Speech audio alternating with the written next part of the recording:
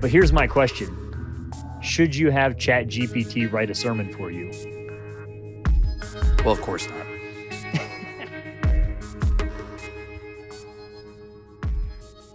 Hello and welcome to Thinking Out Loud. I'm your co-host, Nathan Rittenhouse. And I'm your co-host, Cameron McAllister.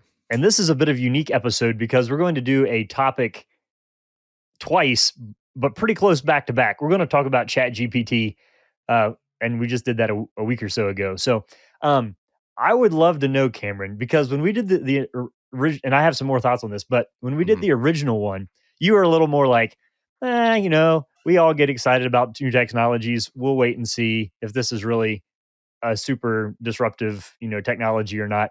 Just wondering in the last week, are you still in that spot, or is it like, I'm seeing new things? I'm still in that spot. I mean, this will sound funny. So let me make some distinctions. Do I think it will be radically disruptive? Yeah, of course. I mean, it already is radically disruptive. So do I think it will introduce some possibly some sweeping changes into the ways in which we practically carry on our affairs? Sure. Do I think the whole thing is going to radically alter the way we think and move forward? That's where I'm still hesitant to make too clear a prediction. I do think that, you see educators now adapting or attempting to adapt. There's a profile of a professor recently I was talking to you about this who, and I know he's not the only one, who basically wrote Chat GPT into his syllabus, kind of a if you can't beat him, join him mindset. And his analogy that he uses is, when the calculator came along, that was an important technological adaptation that changed the way we look at math, and also seriously inhibited the basic math capabilities of many people because they just outsourced it to the calculator. So that's kind of the way he's talking about this, only we're talking about writing, and even he has his students use the Chat GPT to generate ideas for class projects.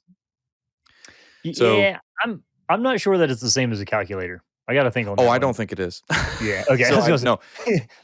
So I think I can do figure out how to do most everything my calculator can do, but this is a different order of magnitude. Yes. But anyway, I don't agree with his assessment at all. Yeah, if you can't whip and join them is definitely a thing that's out there. As far as that goes, it's funny. So I live in a county that doesn't have cell phone service, so there's no data. So like our local high school just blocked that website. I was talking to high school kids and they're like, no, we can't log on to that. Our filter won't let us. And so for some places in the world, you're stuck without it in school. So you won't be able to use it to cheat in that way. But looping this back around, I want to think about this church a little bit because we've talked about its implications for plagiarism in the academy. But here's my question. Should you have ChatGPT write a sermon for you? Well, of course not. Of course not. So I think, but we can But we need to say why. Because how cool would it be to say, hey, write a sermon for me on Romans 3:21 in the style of Tim Keller? Right. And it'd be totally let's be new honest. Content. I bet somebody has preached a ChatGPT sermon somewhere already. Of course they have. No, they clearly have. But also plagiarism with regard to sermons is already a huge problem. Oh, yeah. There are books on it. I have a book here on my shelf somewhere. You have to read it in seminary. Should I preach someone else's sermon or something like that? Yeah. Oh, yes. I mean, this was when I was first learning the ropes as a speaker. I remember one of the people who was helping me along the way had actually had the very surreal experience of hearing his own sermon preached by somebody else on the radio once. That's not funny. Now, he had a very good attitude about it, much better attitude than I would have had about it. And I have been on the road before, and I have heard messages preached. And in one particular instance, I actually knew the message that was being preached. The words have been changed slightly, but I was able to say, that's a Veritas Forum talk given by Tim Keller. And so, Hmm. yeah, this is already a huge problem. And so it's a moral problem. So, no, you don't want to use Chat GPT for your sermons, and you don't want to use it to generate ideas either. In any of these settings, I think this professor, by the way, is dead wrong. I can, from a distance, I suppose, admire his interest in innovation and his willingness to adapt. But so very tellingly to me, he's a business professor, highly pragmatic, and so American in his mindset. So he never stops. I mean, granted, this is a brief interview, but he never stops to give any kind of moral introspection on the topic to say whether, okay, everybody's doing this. Everybody's doing it. You can't beat them. Join them. Okay. But is it right or is it wrong? Should you do it? Is it good for students, especially who are in college, by the way, to learn how to think well? Is it really good for you to introduce a program on your syllabus that effectively has them outsource all their thought, including the ideas, their very ideas for their projects? What could possibly go wrong? And by the way, we'll adapt alongside Chat GPT as well. There are already apps that are being designed that can detect whether something's been written by a machine. So, I mean, and I know that there'll be a back and forth on that, but just to say that there'll be a counter kind of resistance that will also balance this out a little bit as well. Mini tech arms race. Right. Yeah. But I think I'm still stuck on my, will this ultimately, though, increase the value of human? I mean, not that the value of human interaction was trivialized, but there will be a degree to which it becomes seen to be more as important as it actually is. To the degree that you'll can I think it introduces a whole nother level of skepticism about what we see online, which is good, but it's not. So ChatGPT is not as much of a disruptor, partially because so much of our online information already works in this function and format. Like, this is just a more advanced version of something that's kind of already out there, as far as the ability to just randomly create and develop. So this thing does faster what people who have been doing for a long time, who are just trying to produce content to get it out there. I mean, the one thing I can say definitively here is Chat GPT and whatever it spawns. You know, you can tell by the language I'm using. I'm not too much a fan of any of this stuff, but Spawns. whatever it spawns, it's yeah, spawns. It's going to introduce yet another level of ambiguity when it comes to human interactions in online spaces. Is this from a person? Did this originate in a human mind? We already have we already have so much trouble with that, and loneliness and isolation. So I see this as of a general piece with that. But the real insidious problem I see with Chat GPT is the way it is, again, allowing it, if it's used, you can outsource your thinking. You don't have to stretch your mind. You don't have to refine your thinking. Writing is an important skill. Not everybody needs to be Ernest Hemingway or Virginia Woolf. That's fine. But writing is a very important skill. And surrendering that, I think, is a huge mistake. But I also think it's one of those primal human habits that no AI software of any kind is going to stamp out. So for years and years, there's been a yeah, Nathan's got a thought Well, before I go off because I'm about ready to go off on a tangent here. all right. Well, this is a different tangent. So I see your tangent and raise you another one. The All right. I don't quite want to make this theological connection, but maybe there's something there. I'd love to hear you comment on that. It seems like if you look at um, in the garden with Adam and Eve and the serpent, what was offered to them was knowledge without experience, or information without experience. And so that's why this thing will never actually fully replace, because it's the illusion of its information masked in masquerading as knowledge, but without human experience. So it's totally dependent Mhm. on the experience of someone else to produce its knowledge. which on one hand, all right, hang on, this is getting a little meta. On one hand, is how a lot of people form opinions, is that their ideas about reality come from the experiences of other people. So I'm trying to burrow in here in the back of my mind on this relationship between what we know and how we know it.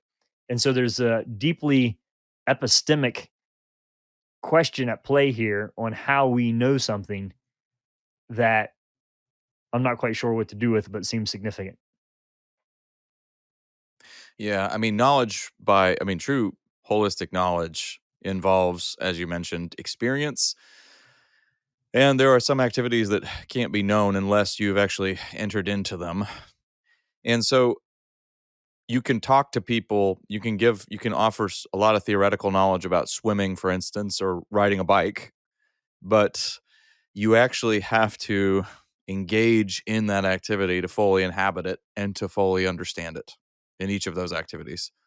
I was experiencing this the other day with my son with a yo-yo. I didn't realize this, but simply describing the motion of a yo-yo was completely insufficient. It helped him along the way. They were I was offering him powerful clues, but eventually I said, "Once you actually get this motion yourself, something will click for you and a whole new level of understanding will happen. But you have to actually you're going to have to there's experience is going to be a vital part of this." And so Yeah. that is something that we struggle with in our information saturated age because we do sometimes our default seems to be if I just get the right information, that's enough for me. By no means. I mean, Yeah, but there's also, there's a yeah. big difference here though, because we've been having a little yo-yo madness in our house also. But like when my son was 6 and we got him a unicycle, I was like, you just fall off of this thing 2,000 times and then you'll be Mhm. able to ride it. Right. Um, Yep. s- so that's a phenomenal amount of repetition of failure in order to succeed at something. So you think of your son with a yo-yo. What technology gives us is only the stuff that can be known immediately, not the stuff that takes a long time to painfully learn. Minus the steps along the way. And but that's the Well, allure I of it. mean, Like that's the carrot on the of stick. course it is. Of course it is. And it's an illusion because I have access, for instance, I could pull up a paper on nuclear fusion right now and I could read it. and I could even memorize it. Would I understand nuclear fusion? No. I mean, you have access to all sorts of information and the same to a lesser extent can be true. I mean, is true here of GPT if you're trying to use this thing to game the system, so to speak, and to skip some steps, to write your papers for you, to do your thinking for you. Think about what that also is leaving underdeveloped. So people, let's just have some scenario where this is deeply embedded within the educational system. These will be your architects. These will be your pilots. These will be the people building bridges.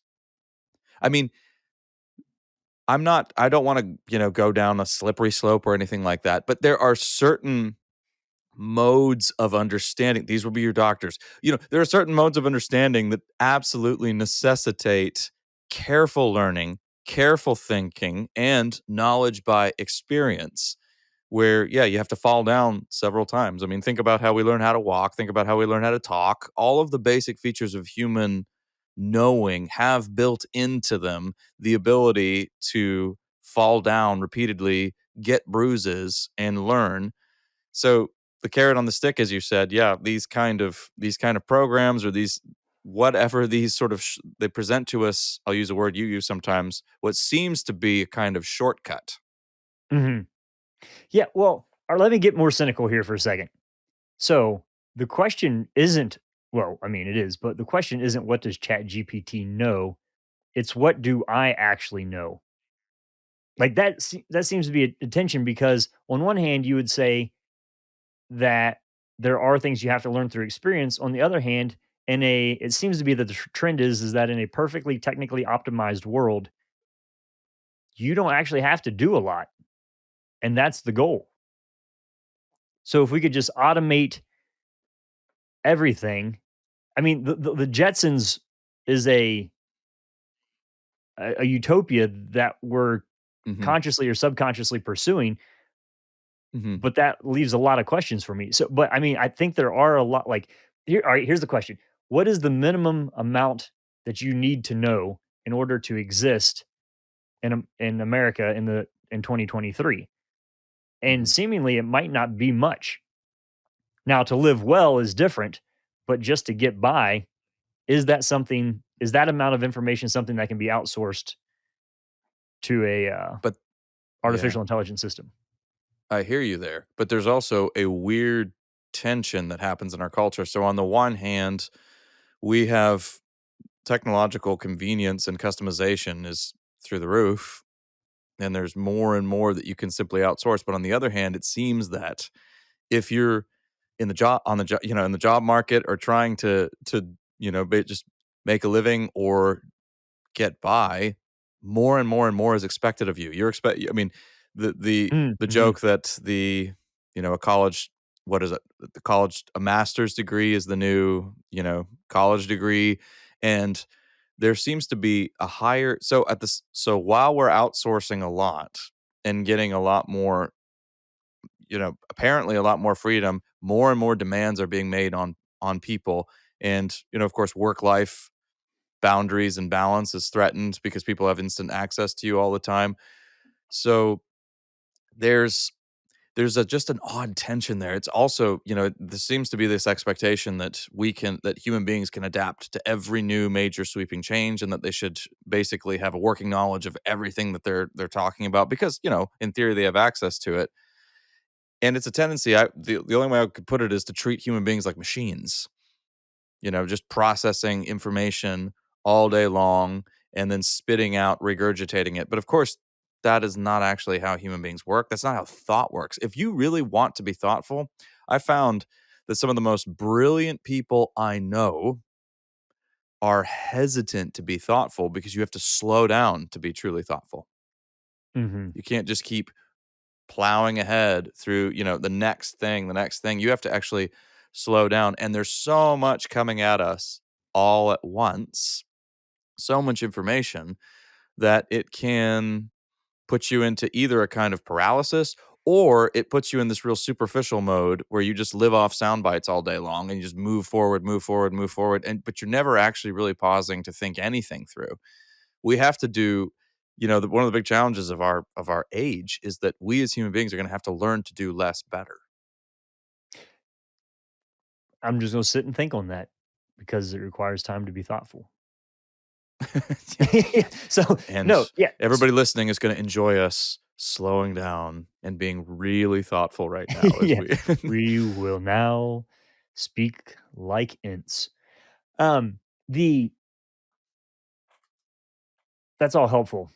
I'm looping back around to a earlier thought that okay, so I'm not anti Chat GPT, but I want to put that out there. I think, say you're a coder and you've got 1,500 lines of code for a program and it doesn't work, and you can drop that thing in Chat GPT and it can show you where the error is. That's a massive plus for humanity. Like that's great.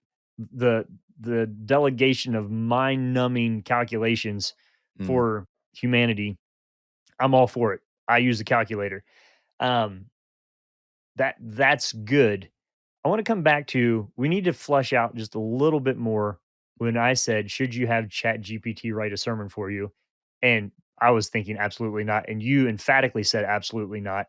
yeah. But the reason for that, tell me so I'm guessing this is what you're going to say, and then tell me if this is the reason why, is that a sermon and certain types of communication are not just about the transfer of information. And so what are the categories in which your communication is not just about facts and data and information? Is that the um is that the issue there? Is that also the issue with plagiarizing a spiritually formatted chunk of information? Um Yeah, and it's one of honesty too. The congregation or whoever your audience is are assuming that these are your words, these are your thoughts. And a sermon, of course, is not just about relaying information. I ideally speaking, this is an activity entered into prayerfully. It's an act of worship. And there are highly personal elements that go into it as well. Obviously, if you're a pastor, you're not just, delivering a highly idiosyncratic, message that's totally tailored only to your personality. You're guided and instructed by the word of God, and that gives you your bearings. But your personality enters into it as well because you are the one delivering the message, and you, in a sense, are that message. And so if that is yeah, if you've been plagiarizing in some way or outsourcing it or cheating, that's a form of dishonesty. And so that is wrong. Well, hang on a And second. yeah. Well, but what about if it's your own information? So, for example, Jordan Peterson fed it his book 12 Rules for Life and had ChatGPT write a 13th rule. And Mm, so and it did. He said as well as he probably could have done it. hmm. So if it's using so I have 7 years of audio and text on my preaching on the book of Matthew. I'm halfway through. If I fed all of that into an AI system and then said, give me a sermon on Matthew chapter 27 or something I haven't gotten to yet, it's even then it's weird because it's it's using my style and what I know. I don't know. This it just gets interesting if the data that it's pulling from is you already, is what it Yeah, but that produces you. that doesn't make the byproduct you.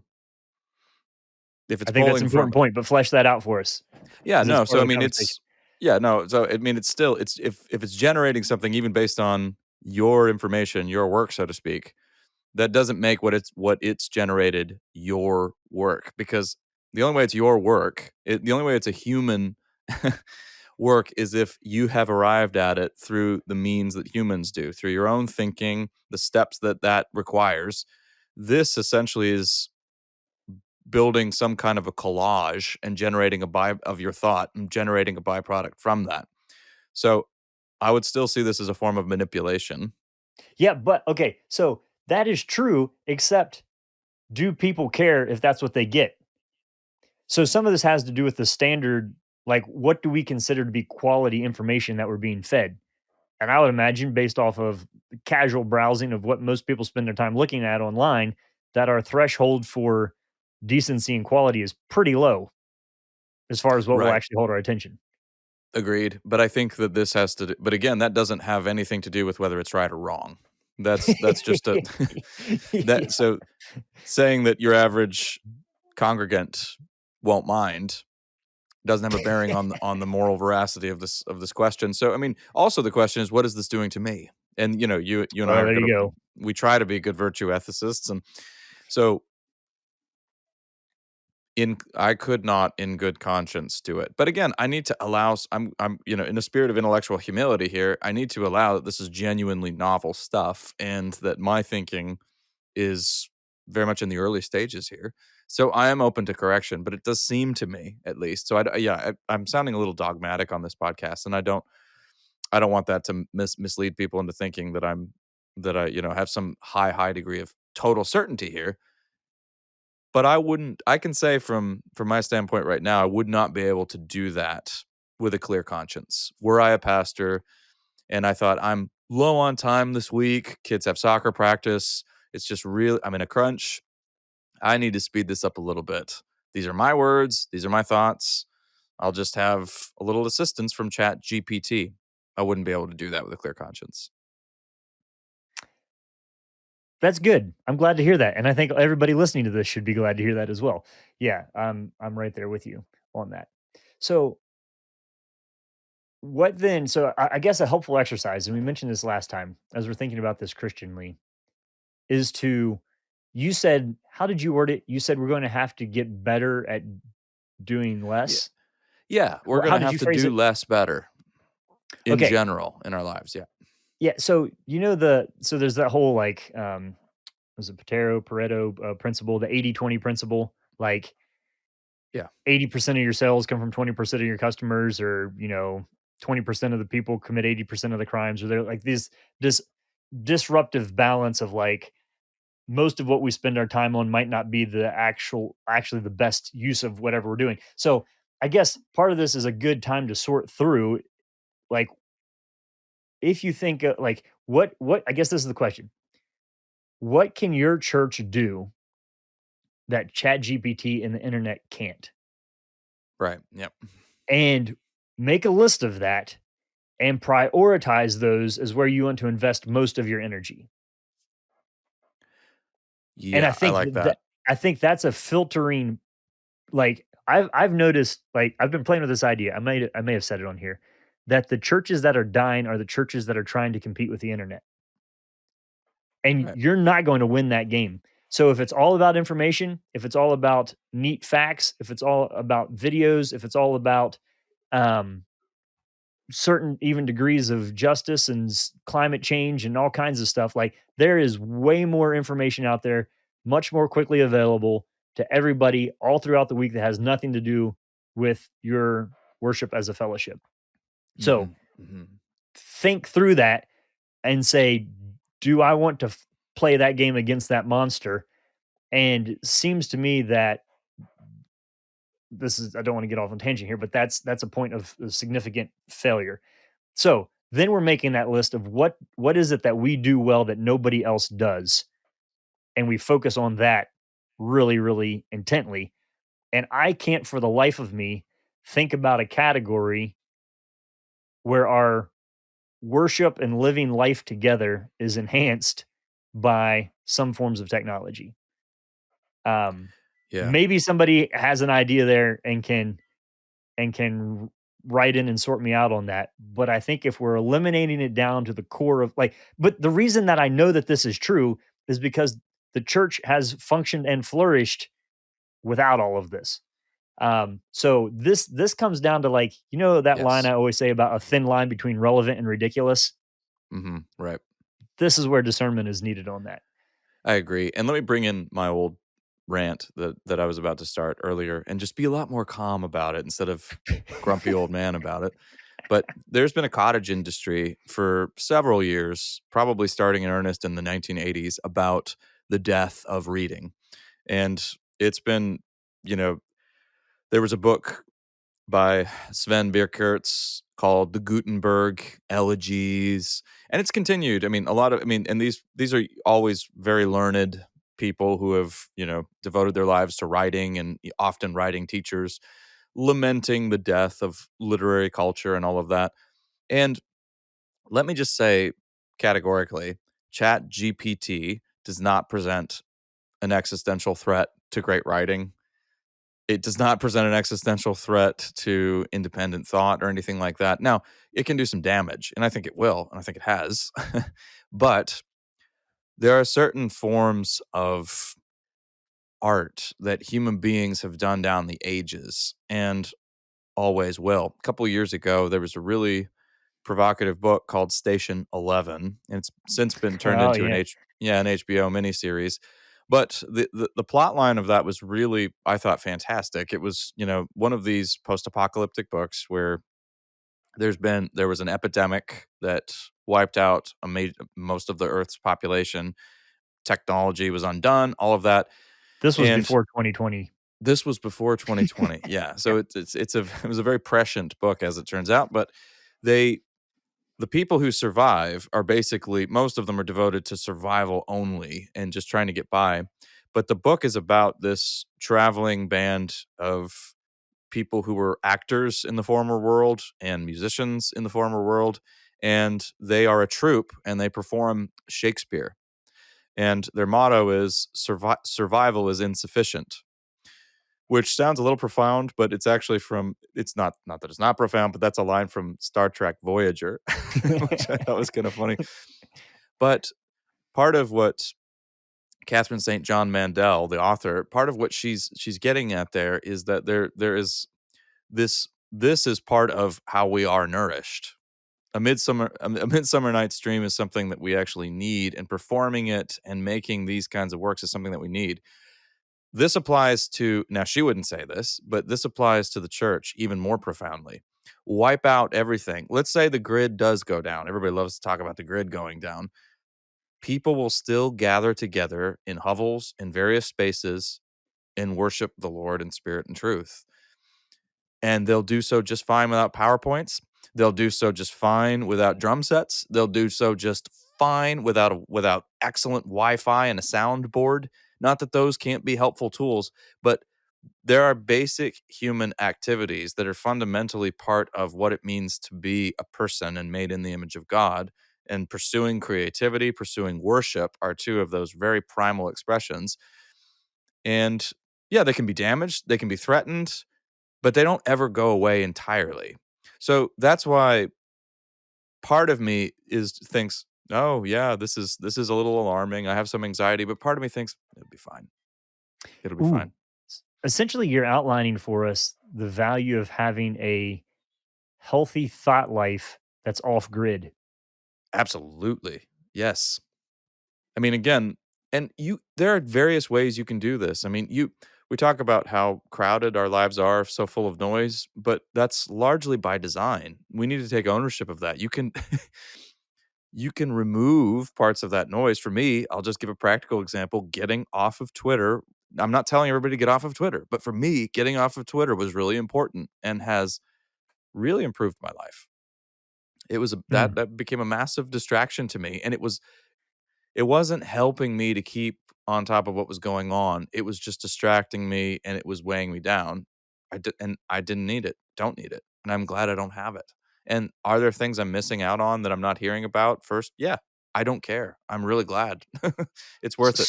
So, what we could we say then, as we come to the end of this, that yeah, so we're neutral on Chat GPT, I think is the conclusion of what I heard anyway.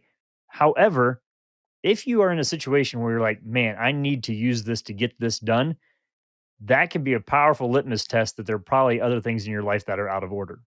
Mhm. Yeah. And so seeing it as a, um, And yeah, it's this is Nathan speaking, he has 4 kids. So it's not like he's, hurting for things to do. right. Yeah. So it's a matter of priority. I think that probably is my best summary to everything that we've said is that fundamentally this is Yes. all about priority. And so it's neat, but not necessary. It's new, but not destructive. Um, but the degree to which we want to prioritize our fascination with it and our use of it probably says more about who we are than about what it is. Mm. I think that's helpful. And I think that's a good point of conclusion for this episode. We can't promise that we won't come back to Chat GPT. I think it's going to be it's part of the zeitgeist right now, and people are going to be talking about it, and more developments will happen, and it'll be interesting to see. I'm waiting for the Chat GPT quote scandals that emerge, or whatever Oh, cheating scandals, or I mean, the sky seems to be the limit here. But thanks for hanging with us. We tried. I tried really hard. Nathan didn't sound as grumpy on this one. I tried hard not to sound grumpy, but I think I still came across as pretty grumpy. grumpy cat. Grumpy Perfect. cat. But yeah.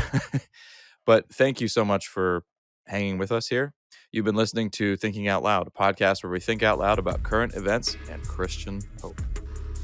Thanks for listening to Thinking Out Loud. If you'd like to learn more about what we do, book Nathan or Cameron, or if you'd like to support us financially, whether through a one-time donation or on a monthly basis, you can do so on the donate page at www.toltogether.com. That's toltogether.com. And please consider leaving us a 5-star rating and sharing this content with your friends. It really does help.